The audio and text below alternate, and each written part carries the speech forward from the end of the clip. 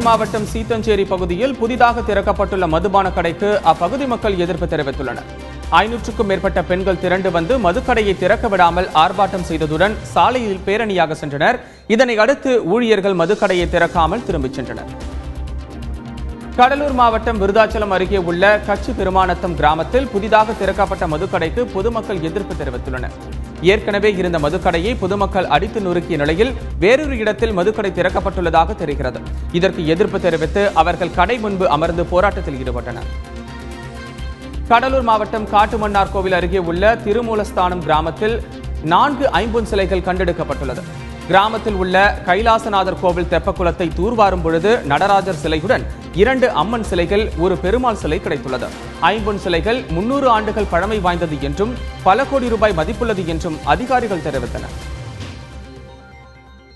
முதுமலையில் வனக்கொள்ளையர்களை கண்காணிக்க ரோந்து பணியில் தீவிரப்படுத்தப்பட்டுள்ளன. அங்குள்ள வனவிலங்குகள் சரணாலயத்தில் வனக்கொள்ளையர்கள் ஊடுருவாமல் தடுக்க வேட்டை தடுப்பு காவலர்கள் ரோந்து பணியில் ஈடுபட்டுள்ளனர். அவர்களுக்கு உதவியாக 10 கும்கி யானைகளும் கண்காணிப்பு பணியில் ஈடுபடுத்தப்பட்டுள்ளன. திருப்பூர் மாவட்டம் தாராபுரத்தில் குடிநீர் வழங்க கோரி பெண்கள் காலி குடங்களுடன் சாலை மறியலில் ஈடுபட்டனர். இதனால் தாராபுரம் உடுமலை சாலையில் போக்குவரத்து பாதிக்கப்பட்டது. அங்குள்ள அரசு குடியிருப்பில் கடந்த 3 மாதங்களாக சரிவர குடிநீர் வழங்கப்படுவதில்லை என்றும் நகராட்சி அதிகாரிகளிடம் பலமுறை புகார் அளித்தும் உரிய நடவடிக்கை எடுக்கப்படவில்லை என்றும் மறியலில் ஈடுபட்ட பெண்கள் தெரிவித்தனர். பின்னர் அதிகாரிகள் உறுதிமொழியை ஏற்று மறியலை அவர்கள் கைவிட்டனர்.